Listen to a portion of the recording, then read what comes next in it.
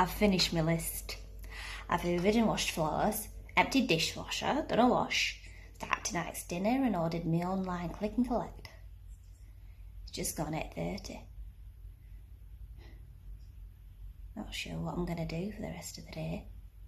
I know you might be thinking, well, why not take your time over chores? Because let's face it, time's what we have. Why stick to a list?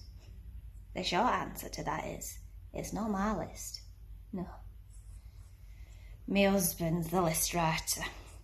He says he's keeping me from moving around with purpose.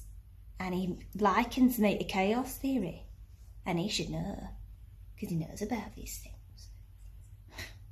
It's shit really, isn't it? This time last year I was fighting for my job and I thought the world had fallen apart because I'd lost a 0-hour contract. Having a 0-hour contract is like having a child. You're expected to change nappies and stay up all night, but you don't actually get to see the smiles or the first steps. You always seem to miss them.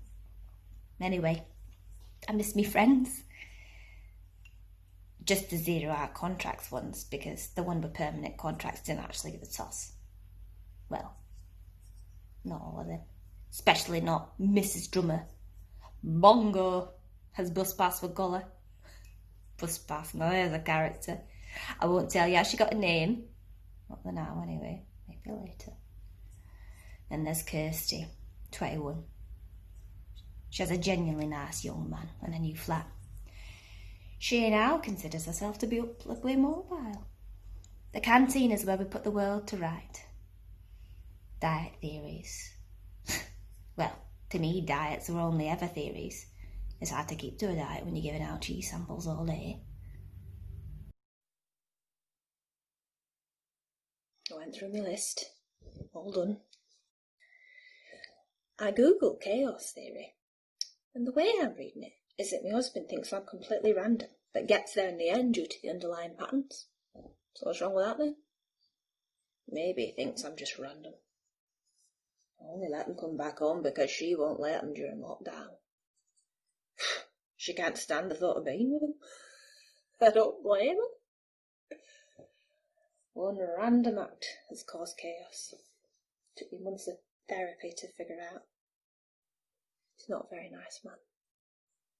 We talked about us in the canteen the next day. There's not much we don't talk about. I'd only just opened my packet of cheese and onion crisps and Kirsty asks, how are you getting on with your therapist? I informed her that I didn't think it was canteen material. But I proceeded to tell her anyway. My therapist is to me a smug creature who would be more suited to selling mass-produced burgers to the public. She looks up briefly. How does it feel to be abandoned by your husband? I want to say that it feels like I have 2 invisible pieces of string tied to me insides. One is attached to me heart, and the other to my stomach, and life is pulling the strings with all the strength of a soul-destroying serpent. She looks at my face for answers, and I suddenly become aware of her presence. You know, getting there. Apparently, if you tap your shoulders, it takes all those feelings away, and it helps you cope. I tell the girls in the work this, and Buzz Spaz dead badly declares, personally I don't think there's much point in having depression if you can't get the drugs. This tapping your shoulder to calm down will only result in finger strain. Kirsty and I look at each other and start to laugh. Buzz Spaz just kept saying, what? What are you laughing at? I suppose you had to keep me there. I said it again. Well. According to my husband, well is a word that the uneducated people use to fill in the vocabulary gap. That's what he said. That's what he said when I was telling him that his abandonment had left me in therapy. That's what he said. And he should know. He knows about these things.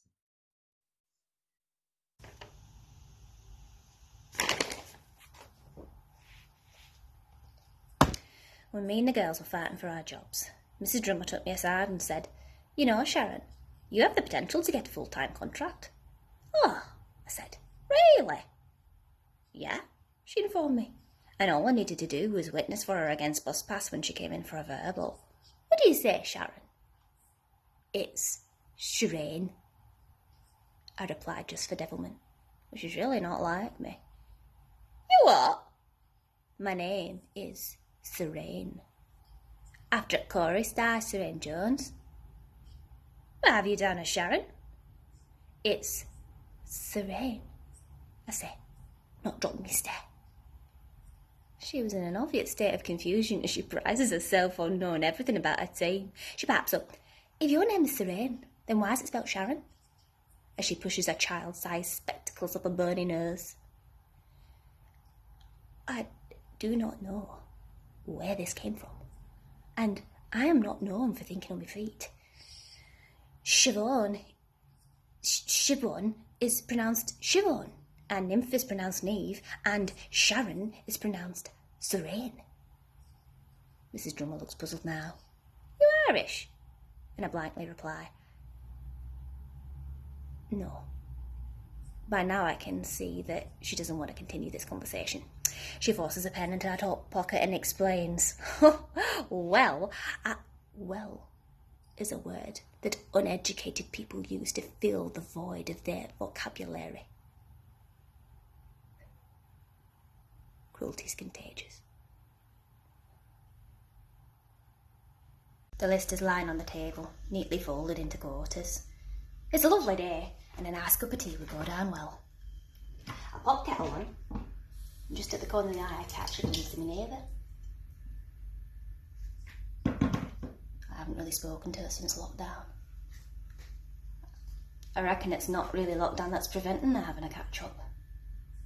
I suspect it's the fact that he's back. She's lost respect for me. Who can blame her? We've become close. Two unlikely friends. It began when I threw him out last year. I was getting rid of all his stuff. This is the thing that gets me with this man. He's anal and meticulous in everything, except when it comes to drink. When I opened the kitchen cupboard, there were about 10 different bottles with varying degrees of emptiness. I gathered them up and put them out back.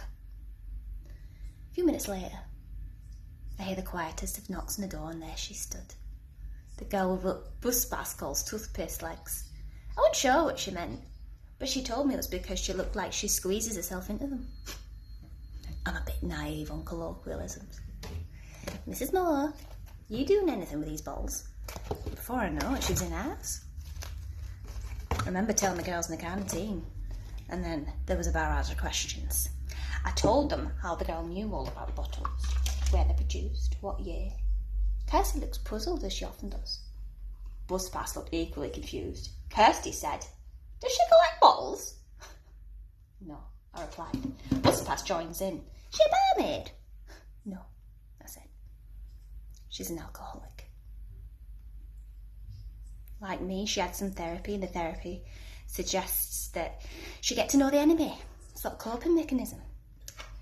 But instead of coping, she's become fixated.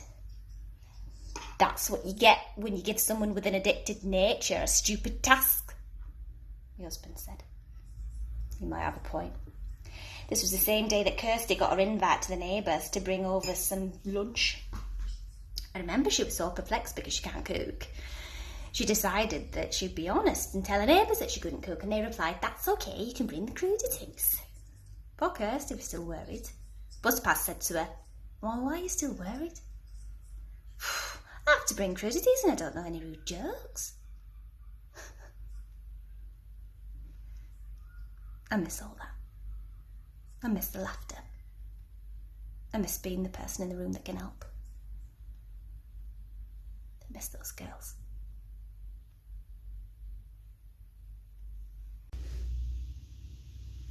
I'm up early again today. There's a list lying on a table. I fold it up and put it in my pocket. Mrs. Drummer never joined us in accounting capers. She would always start the day by saying, "Tea theatre and tits today, ladies." And Bus Pass called her sexist. She says a male person would never get away with that and get hauled up to management. Today she ignores Kirsty and turns to me. Tea theatre and tits today, Sharon. Emphasis on Sharon. I explained, Mrs. Drummer, there's only a certain amount of drama you can make out of a sausage roll. I get a withering look. I can see she's not quite forgiven me for yesterday's Sharon Shireen debate. By this time in my working life, I've become more like Kirsty in bus pass rather than Mrs. Drummer. All previous ambitions lost. I'm standing at the counter, counting out my samples. And I keep hearing a tinkling noise and it's driving me mental. Bus pass is late, but that's not unusual. Even so, I thought she'd make more of an effort considering it's her head on the line than out. Have a look round and the place is packed with shoppers. And then I see a sea of people part to allow the force that is bus pass to come through. She's dressed in a showgirl outfit, complete with tassels and featherhead dress. Me jaw falls open. She climbs onto the counter and kicks off the samples. Roll up, she says. Get down quick before Mrs. Drummer sees you. Bus pass, I need this job. I can't be dealt in more Soor Plumes in my life. She looks like a big, beautiful Christmas tree. And in what seems like slow motion, she bends down and beams a radiant smile and offers me a gloved hand. My heart fills with love and admiration. What if it's not a Soor Plum moment, Sharon? What if losing this job is a raspberry cream? The raspberry cream that you've always wanted.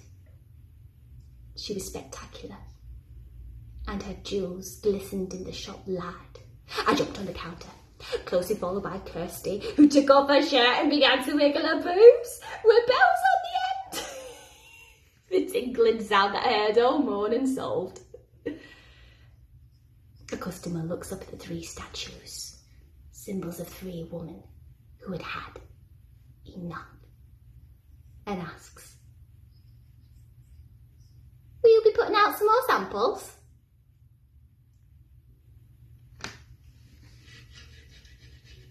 The list is on the table. He's nothing if not persistent. And it's not just because of lockdown that I've been oversensitive as he suggested. Why did I let him get his feet get firmly back under the table?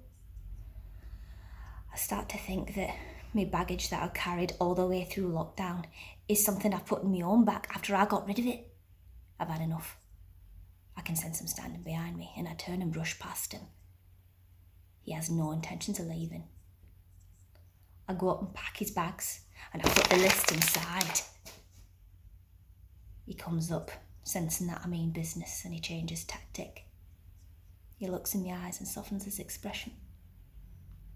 Let's start again. I'm sorry. I'm a fool. You're a fool. I managed to force out.